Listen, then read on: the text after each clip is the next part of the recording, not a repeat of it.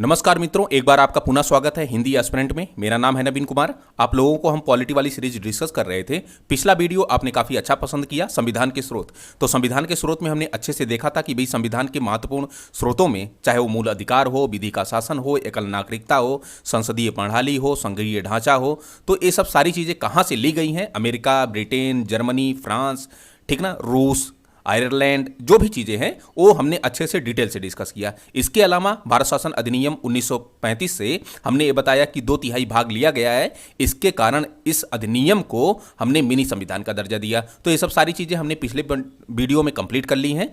आपको काफ़ी अच्छा पसंद आया, इसके लिए थैंक यू सो मच। आज हम लोग नई एनर्जी और नए उत्साह के साथ एक नया अध्याय, ठीक है ना, देखने वाले हैं कि भारतीय संविधान की अनुसूचियां, शेड्यूल्ड ऑफ इंडियन कॉन्स्टिट्यूशन, ठीक ना भैया। तो आते हैं भाई कि संविधान की अनुसूचियां। तो ये भी बताते चलूं आपको कि मूल संविधान में संविधान की अनुसूचियां 8 हुआ करती थी, लेकिन अपना पता है कि संविधान जो प्यारा सा संविधान है वो नम्य और अनम्य का मिश्रण है। मतलब कि संविधान में संशोधन किया जा सकता है परिस्थितियों के अनुरूप। तो उसी अनुसार हमने संविधान में संशोधन करके 4 और अनुसूचियों को जोड़ा। मतलब कि जो अनुसूचियों की संख्या मूल संविधान में 8 हुआ करती थी, वर्तमान में इसको 12 कर दी गई है, ठीक ना। तो आते हैं भाई कि पांचों इस 12 अनुसूचियों से हम लोग देखने का प्रयास करते हैं कि 12 अनुसूचियों में क्या क्या चीजें शामिल की गई हैं। क्वेश्चन जो पूछने का ट्रेंड है वो पूछता है कि भू सुधार या जमींदारी उन्मूलन किस अनुसूची से संबंधित है, ठीक ना। अच्छा, राज्यसभा में सीटों का आवंटन किस अनुसूची से लिया गया है। अच्छा, फिर अनुसूचित जातियों और जनजातियों के क्षेत्रों से प्रशासन एवं नियंत्रण के बारे में जो उपबंध किया गया है वो किस अनुसूची से रिलेट किया गया है। फिर पूछेगा कि भैया असम, मेघालय, त्रिपुरा, मिजोरम, ठीक ना, यहाँ के अनुसूचित जाति और जनजाति क्षेत्रों के प्रशासन एवं नियंत्रण के बारे में उपबंध। तो ऐसे सारे क्वेश्चन करके पूछे जाते हैं, ठीक ना भैया। तो आते हैं हम इन 12 अनुसूचियों को डिटेल से डिस्कस करने का प्रयास करते हैं। मेरा नाम है नवीन कुमार। आप लोगों को ये भी बताते चलूं कि जो मूल संविधान था, इस मूल संविधान में 8 अनुसूची थी। मूल संविधान मतलब कि जब 26 नवंबर 1949 को अपना संविधान बनकर तैयार हुआ और इसी दिन संविधान सभा के द्वारा संविधान को एडॉप्ट कर लिया जाता है, ठीक ना, अंगीकृत कर लिया जाता है, अधिनियमित और आत्मार्पित, जैसा कि आपने प्रस्तावना के माध्यम से चीजों को समझ लिया है। तो इसी दिन अपना मूल जो संविधान था, प्यारा सा संविधान, इतने समय अनुसूचियों की संख्या 8 हुआ करती थी, अनुच्छेदों की संख्या 395 थी और 8 अनुसूचियां और 22 भाग थे, ठीक ना दोस्तों। लेकिन समय काल परिस्थितियों के हिसाब से अपने संविधान में संशोधन किया गया और 4 अनुसूचियों को जोड़ करके वर्तमान में इनकी संख्या 12 कर दी गई है। तो सवाल है कि इन 4 अनुसूचियों को कैसे जोड़ा गया, कब कब जोड़ा गया, किन किन संविधान संशोधनों के माध्यम से जोड़ा गया। तो प्रथम संविधान संशोधन 1951 के माध्यम से जोड़ा गया। इसमें एक अनुच्छेद जोड़ा गया है, अनुच्छेद 31B, और इसी 31B के माध्यम से 9वीं अनुसूची जोड़ी गई जो आपका भू सुधार या जमींदारी उन्मूलन से संबंधित है, ठीक ना दोस्तों। फिर 52वां संविधान संशोधन 1985 लाया गया और इसी 52वां संविधान संशोधन 1985 के माध्यम से 10वीं अनुसूची जोड़ी गई, जिसमें आपका दल बदल विरोधी कानून है, एंटी डिफेक्शन लॉ, ठीक ना दोस्तों। आते हैं फिर आपका 11वां और 12वीं जो अनुसूची है, इस 11वीं और 12वीं अनुसूची को 73वां संविधान संशोधन 1992 के द्वारा 11वीं अनुसूची जोड़ी गई, जो पंचायती राज व्यवस्था से संबंधित है, जो ग्रामीण प्रशासन से संबंधित है। वहीं पर 74वें संविधान संशोधन 1992 के द्वारा 12वीं अनुसूची जोड़ी गई, जो शहरी प्रशासन, नगर पालिका से संबंधित है। तो मुझे लग रहा है कि ये ड्राफ्टिंग आपको अच्छी लगी होगी, आप इसको नोट डाउन जरूर कर लीजिएगा, क्योंकि यहां से क्वेश्चन पूछने के चांसेस ज्यादा रहते हैं, ठीक ना। तो एक तो पहला कि आपका जो मूल संविधान था, उस मूल संविधान में 8 अनुसूचियां हुआ करती थी, लेकिन संविधान संशोधनों के माध्यम से इनकी संख्या आज बढ़ा करके 12 कर दी गई है। तो हमने देखा कि इन 4 अनुसूचियों को बढ़ा करके किन किन संविधान संशोधनों के माध्यम से इनको बढ़ाया गया है, ठीक ना। तो इसको तो हम डिस्कस करेंगे, लेकिन एक ड्राफ्टिंग के माध्यम से ये हमने समझ लिया शुरू में ही कि हमने भाई कि किस संविधान संशोधनों के माध्यम से अनुसूचियों को जोड़ने का प्रयास किया है।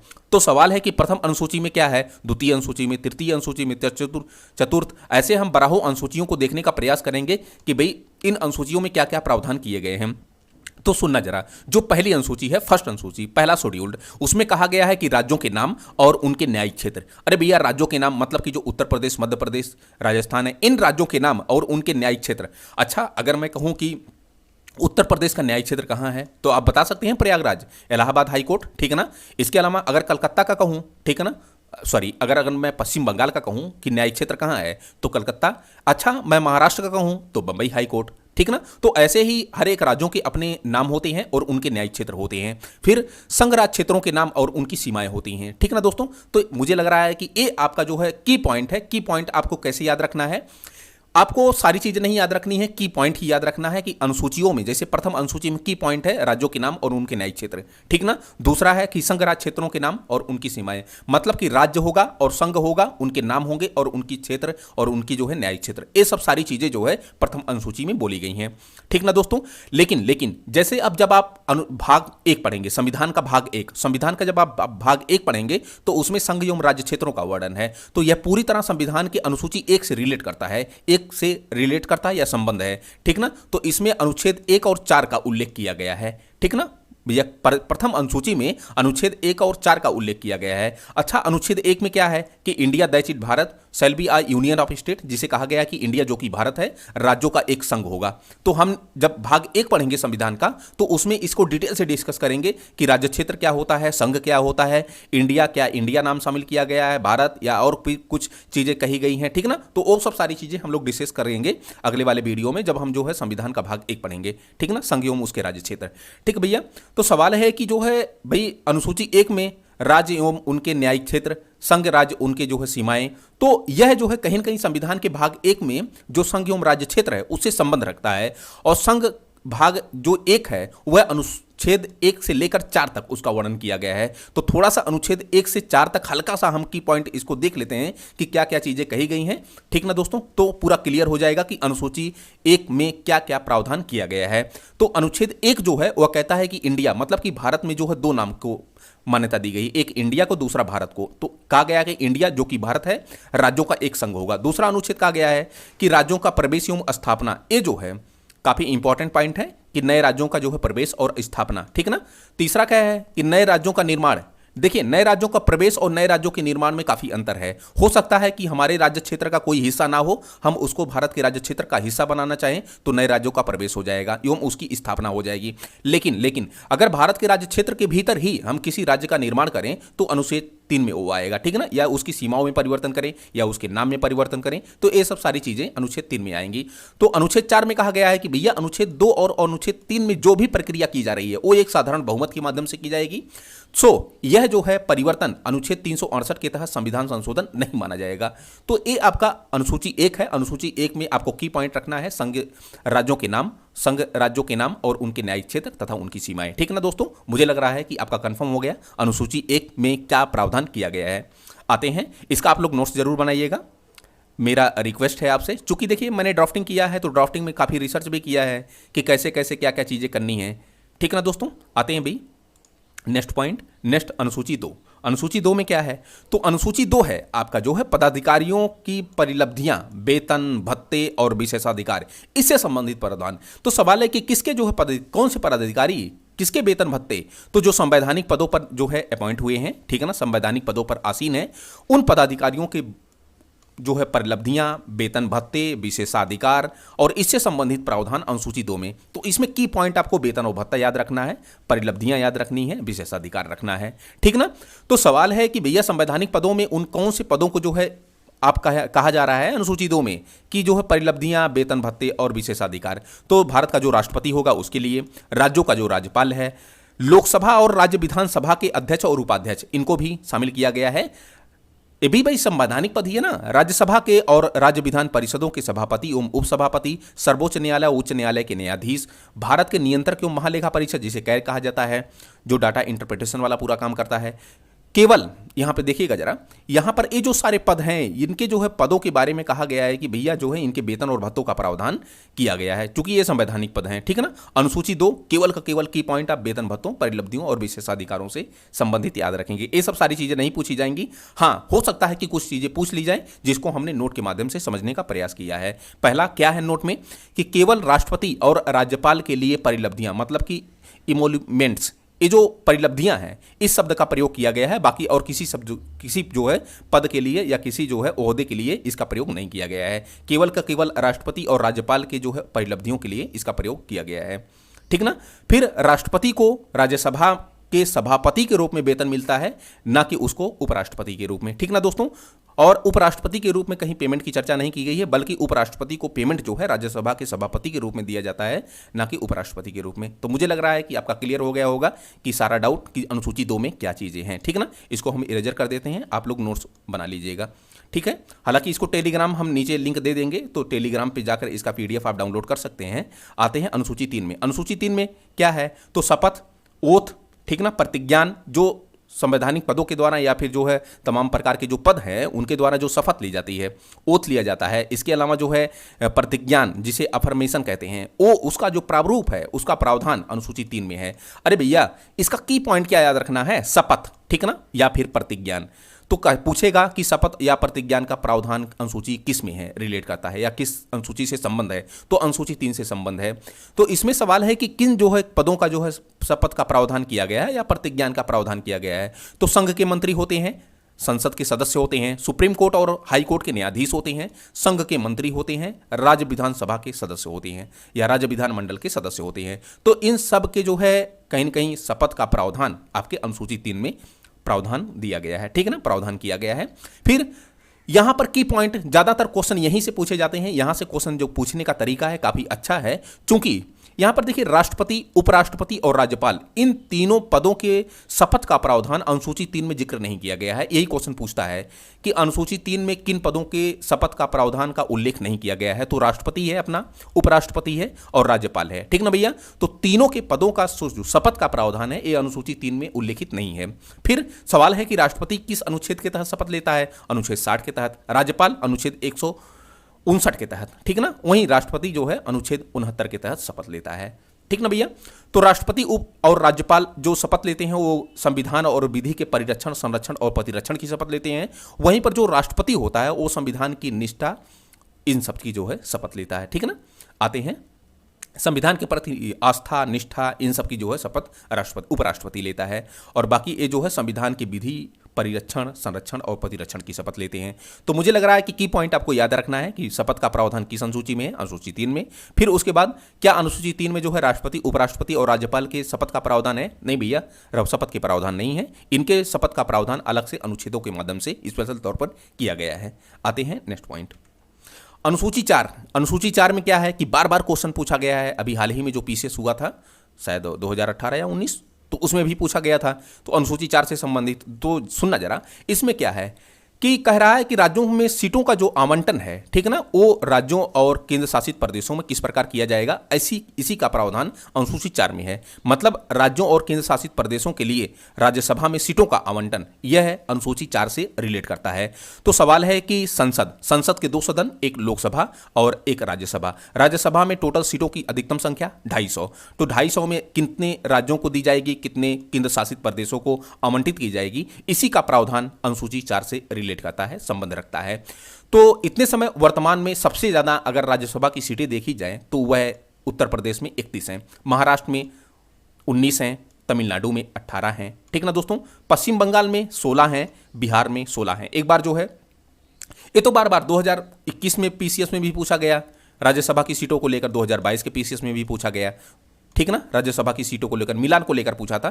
तो इसको आप नोट डाउन जरूर करिएगा कि भैया ये चौथी अनुसूची से रिलेट करता है। और इसके अलावा कुछ राज्यों की जो है हमने राज्यसभा की सीटों को जो है अच्छे से देख लिया। ठीक ना भैया। आते हैं हम लोग 5वीं अनुसूची। तो 5वीं अनुसूची जाति और जनजाति क्षेत्रों के बारे में आपने सुना होगा। शेड्यूल्ड कास्ट, जो शेड्यूल्ड ट्राइब हैं, ठीक है ना, शेड्यूल्ड कास्ट और शेड्यूल्ड ट्राइब, जो अनुसूचित जाति और जनजातीय क्षेत्र हैं, उनके प्रशासन और नियंत्रण के बारे में अगर मैं उपबंध कहूं कि किस अनुसूची में है, ठीक ना, तो 5वीं अनुसूची में है।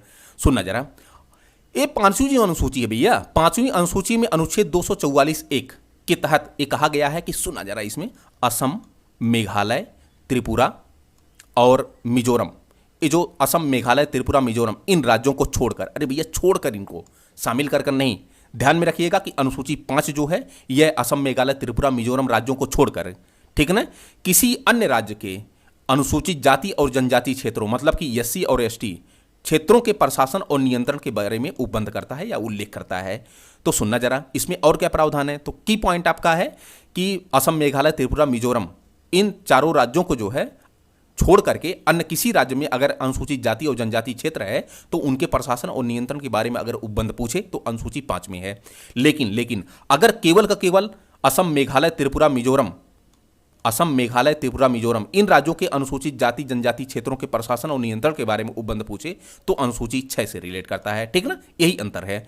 तो सवाल है कि इसमें और क्या प्रावधान किए गए हैं। तो अनुसूची 5 में अनुसूचित जातियों के निवास क्षेत्र में राष्ट्रपति के निर्देशों से जनजातीय सलाहकार परिषद, एक क्वेश्चन पूछा गया था कि भाई अनुसूची 5 में क्या किसको जो है अधिकार दिया गया है कि जनजातीय सलाहकार परिषद का गठन करने का। ठीक है ना, तो वो राष्ट्रपति के पास है। इसके अलावा राज्यपाल को इस परिषद के अध्यक्ष को, सदस्यों की नियुक्ति, संख्या को निर्धारित करने, इन सब का अधिकार राज्यपाल के पास होता है।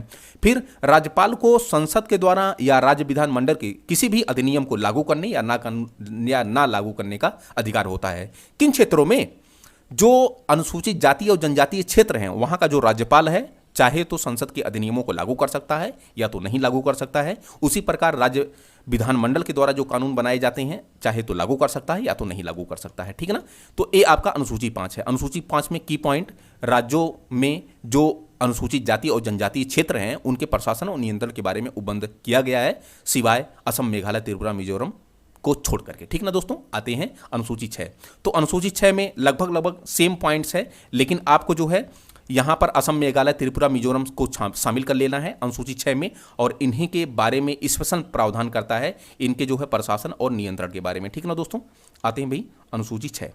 अनुसूची 6 में क्या कहा गया है, यही देखिए, असम, मेघालय, त्रिपुरा, मिजोरम इन राज्यों की जो है जनजातीय क्षेत्रों के प्रशासन और नियंत्रण के बारे में उपबंध करता है अनुसूची 6। ठीक ना दोस्तों, फिर क्या कहता है कि 22वें संविधान संशोधन 1969 के अधिनियम के द्वारा अनुसूची एक अनुच्छेद जोड़ा गया, अनुच्छेद 244A जोड़ा गया। तो 22वां संविधान संशोधन हुआ 1969 में, तो इसी 22वें संविधान संशोधन 1969 के द्वारा एक अनुच्छेद 244A जोड़ा गया, और 244A में प्रावधान किया गया कि भैया जो संसद है ना, संसद को कुछ असम के जनजातीय क्षेत्रों को मिला करके एक स्वायत्त परिषद बनाना।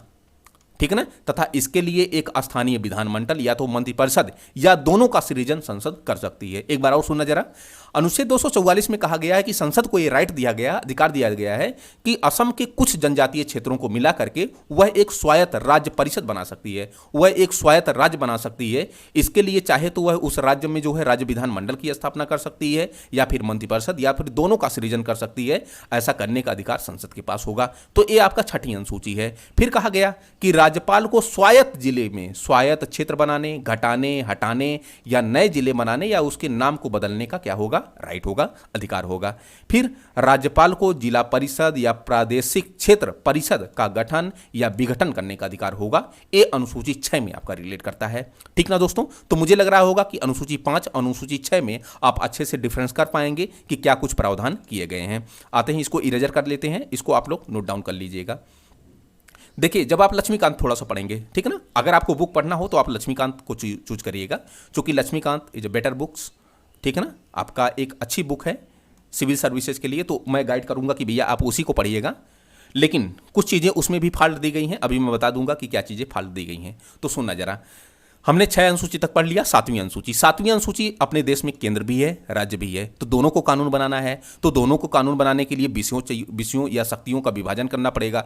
तो जो 7वीं अनुसूची है ना भैया, 7वीं अनुसूची में केंद्र और राज्यों के मध्य शक्तियों का विभाजन किया गया है। ठीक ना, 7वीं अनुसूची में। अच्छा, शक्तियों का विभाजन कैसे किया गया है? तो संघ सूची के रूप में किया गया है, राज्य सूची के रूप में और समवर्ती सूची के रूप में। तो कहा गया कि भैया जो संघ सूची के विषय होंगे इस पर केंद्र कानून बनाएगा, राज्य सूची के जो विषय होंगे राज्य कानून बनाएगा, और जो समवर्ती सूची के विषय होंगे ना इस पर केंद्र और राज्य दोनों कानून बनाएगा। सो सुनना जरा, जो संघ सूची का विषय है इस पर कानून बनाने का अधिकार केंद्र का होता है। जो इसमें मूल रूप से 97 विषय शामिल किए गए थे पहले, लेकिन वर्तमान में इसमें टोटल का टोटल 100 विषय हो गए हैं। 100 विषय इसमें समय वर्तमान में संघ सूची के विषय हो गए हैं। मतलब कि 100 विषयों पर कानून बनाने का अधिकार किसका होगा? संघ का होगा। जैसे संचार हो गया, जैसे रेलवे हो गया, जैसे विदेश मंत्रालय हो गया, जैसे गृह मंत्रालय, जैसे गृह क्षेत्र हो गया।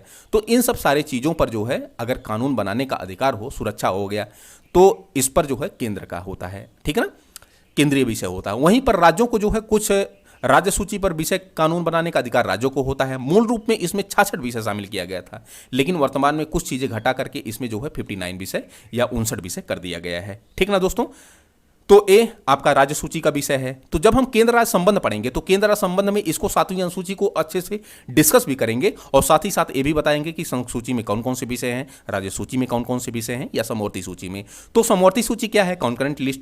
तो समवर्ती सूची कहां से ली गई है, तो हमने जब संविधान के स्रोत पढ़ाया था तो बताया था कि भैया ऑस्ट्रेलिया के संविधान से समवर्ती सूची का प्रावधान किया गया है। तो समवर्ती सूची पर कानून बनाने का अधिकार केंद्र का भी होता है, राज्य का भी होता है। मूल रूप से इसमें 47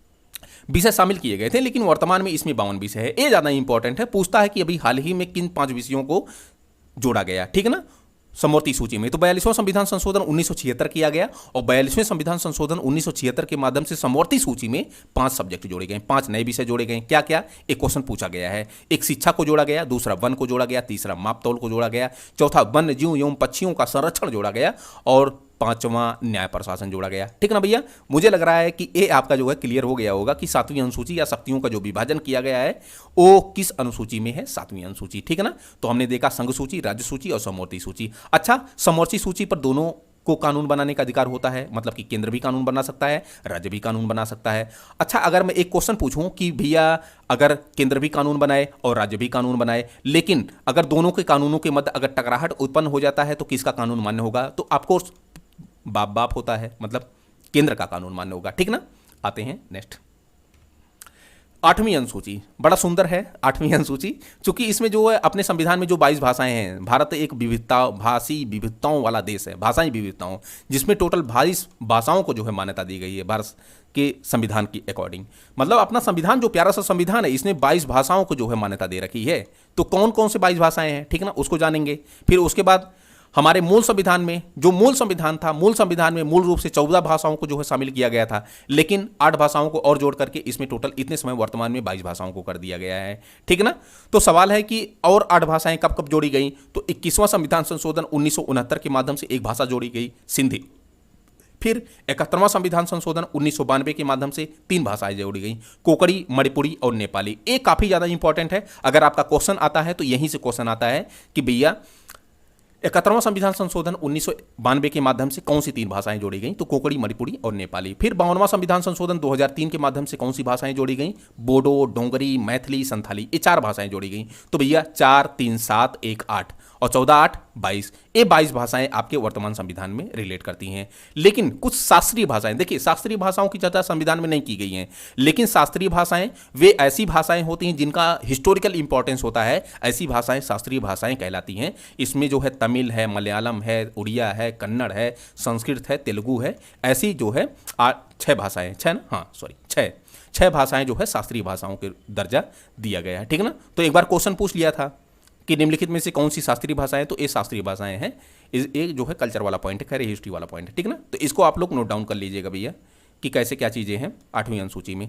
अब देखिए 8वीं अनुसूची जो मूल संविधान में अपनी था, तो वो 8वीं अनुसूचियों को हमने पढ़ लिया पूरी तरह, 8 अनुसूचियों को। अब हम जो है संविधान संशोधनों के माध्यम से जो अनुसूचियाँ जोड़ी गई हैं 4, उसको पढ़ने जा रहे हैं। ठीक ना, आते हैं 4 अनुसूचियों को पढ़ते हैं। अनुसूची 9, अनुसूची 9 क्या है, 9वीं अनुसूची। तो 9वीं अनुसूची हमने बताया कि भैया यह प्रथम संविधान संशोधन 1951 में अनुच्छेद 31B के माध्यम से इसको जोड़ा गया। तो सवाल है कि इसमें था क्या, आपको पता होगा औपनिवेशिक शासनकाल में जमींदारी थी, ठीक ना, जमींदारी व्यवस्था थी, किसानों का काफी शोषण हुआ था, जो भौतिक संसाधन थे उनका संकेंद्रण हो गया था। लेकिन देश की आज़ादी के बाद भारत ने जो है समाजवादी अर्थव्यवस्था को कहीं न कहीं अपनाया। ठीक ना, तो समाजवादी अर्थव्यवस्था का सीधा सा सिद्धांत कहता है कि भैया भौतिक संसाधन है ना, तो उन भौतिक संसाधनों का संकेंद्रण ना हो, ठीक ना, उनका संवितरण हो। अरे भैया डीपीएसपी में जब आपको हमने खैर अभी तो नहीं पढ़ाया, लेकिन अनुच्छेद 39B और C यह कहता है कि भौतिक संसाधनों का राज्य केंद्रीकरण ना होने पाए, राज्य के द्वारा यह प्रयास किया जाना चाहिए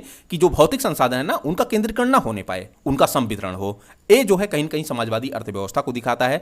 तो कहीं न कहीं भाई भू संसाधनों का अगर संकेंद्रण हो चुका है, जमींदारी व्यवस्था है, तो जायज है कि भौतिक संसाधनों का संकेंद्रण होगा। सो यह समाजवाद के खिलाफ है, संविधान के कॉन्स्टिट्यूशन के खिलाफ है।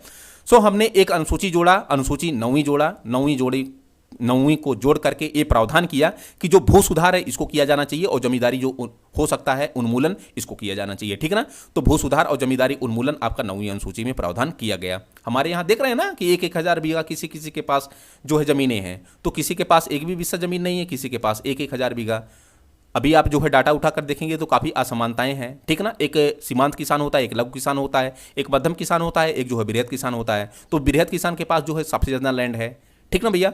माना जाता है कि जो है सीमांत किसान और लघु किसान के पास जो है टोटल 86% जो है कहीं न कहीं जो है ज़मीनें हैं 1 हेक्टेयर से कम, ठीक ना। बाकी सब जो है बृहद किसानों के पास। खैर, ये जो है कहीं न कहीं भू असमानता का एक कारण बना था, जो हमको 9वीं अनुसूची के माध्यम से इसको सुधार करने का प्रयास किया गया। आप देखेंगे अच्छा कि हथकरघा सॉरी ये जो तमाम कानून लाए गए थे, कौन से जमींदारी उन्मूलन के लिए, भू सुधार कानूनों में आप पढ़ेंगे इकोनॉमिक्स में, ठीक है ना। तो खैर, हमने ये क्या किया कि भू सुधार कानून और जमींदारी उन्मूलन लाने के लिए संसद और राज्य विधानमंडल के द्वारा जो भी भू सुधार और जमींदारी उन्मूलन से संबंधित कानून बनाए जाएंगे, ठीक ना, कानून का निर्माण किया जाएगा, उसको जो है पहले ये प्रावधान किया गया था कि देखिए कि इसको जो है संविधान में चुनौती नहीं दी जा सकती, मतलब कि भू सुधार किया जाएगा। अच्छा, आप ये बताइए, किसी के पास ज़्यादा अगर लैंड है, किसी की ज़मीनों को तोड़ करके अगर उसको कई भाटों में बांट करके जिनके पास ज़मीनें नहीं है उनको दे देना, यही तो जो है जमींदारी उन्मूलन है, ठीक ना। हो सकता है कि इसी को भू सुधार भी कहा जाए। खैर, भू सुधार एक लंबा पॉइंट है, लेकिन जमींदारी उन्मूलन यही होता है कि भैया इनको जो है बांट करके जो है कई भागों में जो जिनके पास ज़मीनें नहीं है उनको ज़मीनें उपलब्ध करवा देना। तो ये 9वीं अनुसूची थी, ठीक है ना।